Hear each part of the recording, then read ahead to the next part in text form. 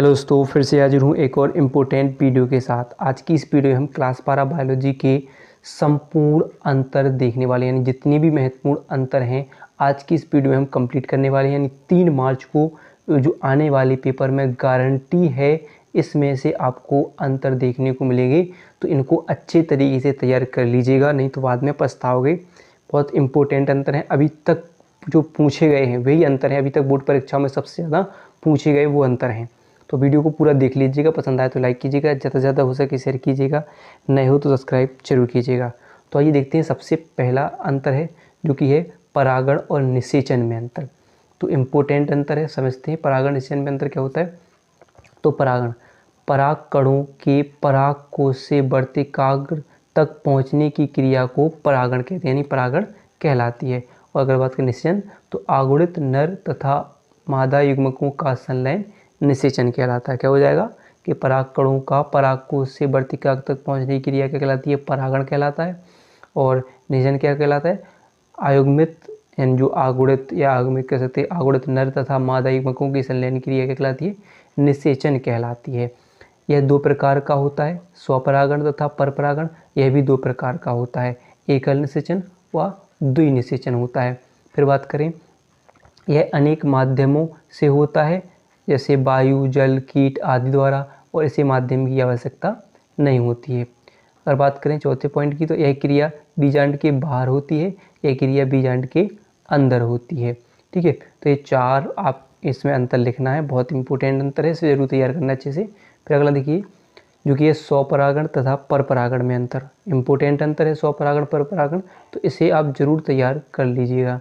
तो स्वपरागण क्या होता है कि यह एक पुष्प के पराग कणों के उसी पुष्प या उसी पादप के दूसरे पुष्प के वर्तिकाग्र पर पहुंचने की क्रिया है। यानी जब एक पुष्प के परागकण उसी पुष्प के या उसी पादप के दूसरे पुष्प के वर्तिकाग्र तक पहुंचना है, तो वह क्रिया क्या कहलाती है, स्वपरागण कहलाती है। और परपरागण, तो यह एक पुष्प के परागकण से उसी जाति के दूसरे पादप के पुष्प दूसरे पादप के पुष्प तक पहुंच जाएं, तो वह क्या क्रिया कहलाती है, परपरागण कहलाती है। ठीक है, याद रहेगा।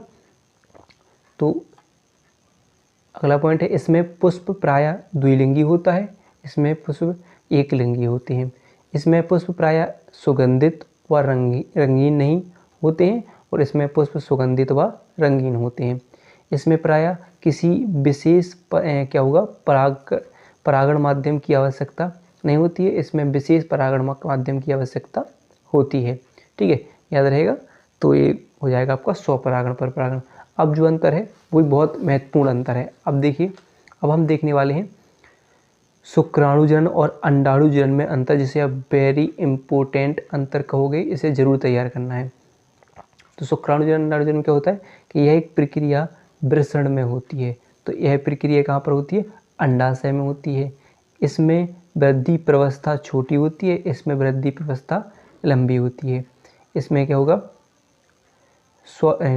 स्वार्मेटेड में कायांतरण द्वारा गतिशील क्या हो जाएगा, शुक्राणुओं का निर्माण होता है, और इसमें अचल अंडाणु में कायांतरण नहीं होता है। ठीक है, याद रहना कि।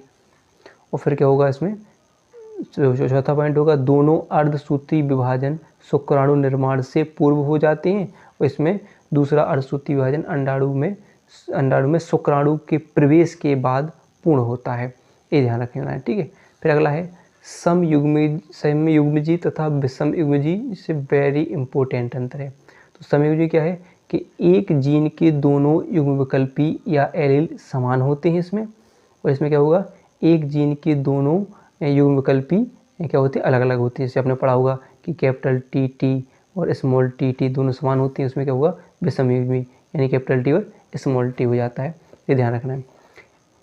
केवल एक ही प्रकार के युग्मक बनते हैं इसमें 2 अलग अलग प्रकार के युग्मक बनते हैं।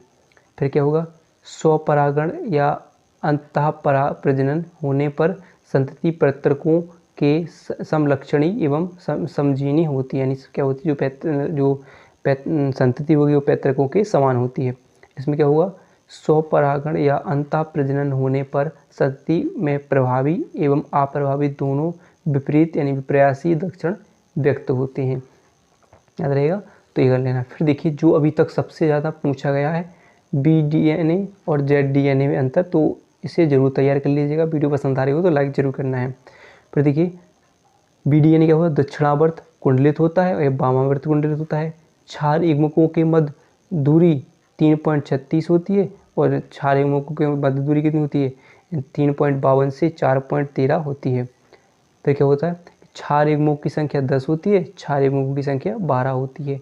कुंडलित यानी कुंडलित का व्यास कितना होता है, 19 अक्षांश होता है होता है और कुंडलित का व्यास कितना होता है, 18 अक्षांश होता है। और क्या होगा, प्रायः सभी कोशिकाओं में उपस्थित होता है, यानी ये प्रायः सभी कोशिकाओं में उपस्थित होता है और कुछ कोशिकाओं में उपस्थित होता है, कुछ कोशिकाओं में उपस्थित होता है। ठीक है। फिर देखिए जो अगले अंतर की हम बात करें तो अगला अंतर भी बहुत ही इम्पोर्टेंट अंतर है, जो कि है DNA तथा RNA में अंतर।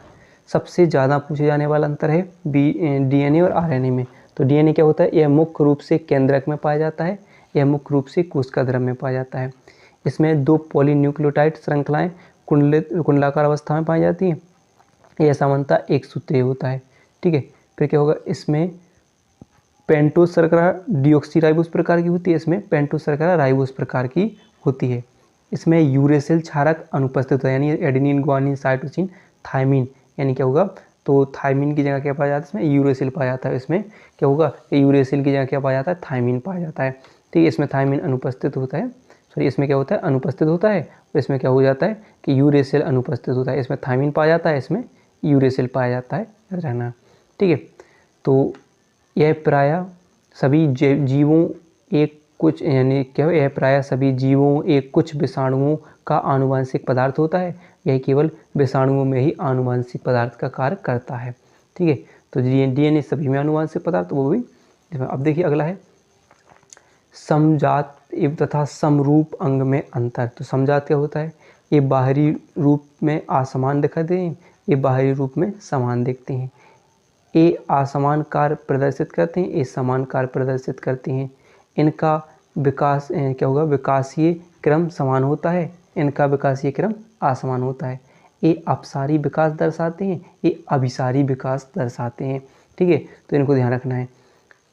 फिर देखिए अगला है कि सक्रिय प्रतिरक्षा तथा निष्क्रिय प्रतिरक्षा में अंतर। ये मोस्ट इम्पोर्टेंट है, इसको आप जरूर तैयार कर लीजिए, सक्रिय और निष्क्रिय। तो सक्रिय प्रतिरोध उत्पन्न करने हेतु शरीर में प्रतिजन प्रविष्ट कराए जाते हैं सक्रिय प्रतिरक्षा में, इसमें प्रतिरक्षी सीधे ही शरीर में डाले जाते हैं। यह क्षमता उत्पन्न होने यानी क्या होगा, यह क्षमता उत्पन्न होने में समय लगता है, इसमें शरीर में प्रतिरक्षा शीघ्र प्राप्त हो जाती है, यह लंबे समय तक बनी रहती है, यह प्रतिरक्षा कुछ समय तक ही क्या करती है, काम करती है। जैसे TB चेचक के जो कि विरुद्ध प्रतिरक्षा, और यहाँ पर टेटनस क्या होगा, और जो होगा सर्पदंश होगा, सर्पदंश आदि, ये सब क्या कहलाते हैं, निष्क्रिय प्रतिरक्षा कहलाते हैं। ठीक है। तो अगला है, देखिए अगला भी बहुत इंपॉर्टेंट है, जो कि है खाद्य श्रृंखला तथा खाद्य जाल में अंतर। ये भी मोस्ट इम्पोर्टेंट है। तो खाद्य श्रृंखला क्या होती है, इसमें जीवधारियों की संख्या सीमित होती है, इसमें जीवधारियों की संख्या क्या होती है, असीमित होती है। ठीक है।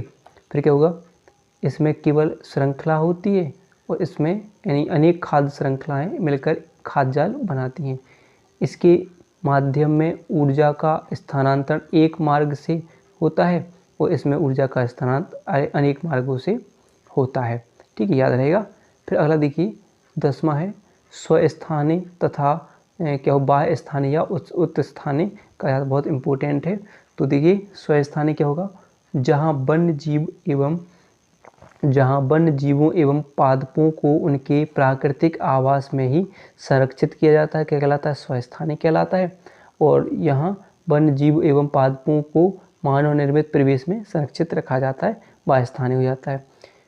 दूसरा क्या होगा, यहाँ प्रबंधन एवं संरक्षण हेतु धन की आवश्यकता अधिक होती है और यहाँ प्रबंधन व संरक्षण हेतु तकनीक की आवश्यकता अधिक होती है। यह संरक्षण की प्राकृतिक विधि है, यह संरक्षण की कृत्रिम विधि है। अभ्यारण्य, राष्ट्रीय उद्यान इसके उदाहरण होंगे और जीन बैंक और वनस्पति उद्यान क्या होंगे, इसके उदाहरण हो जाएंगे। तो इतने 10 इंपॉर्टेंट अंतर हैं, इन्हें जरूर पढ़ लेना है, अच्छे तरीके से याद कर लेना है। तो वीडियो पसंद आई हो तो वीडियो को लाइक और चैनल को सब्सक्राइब करना ना भूलिएगा।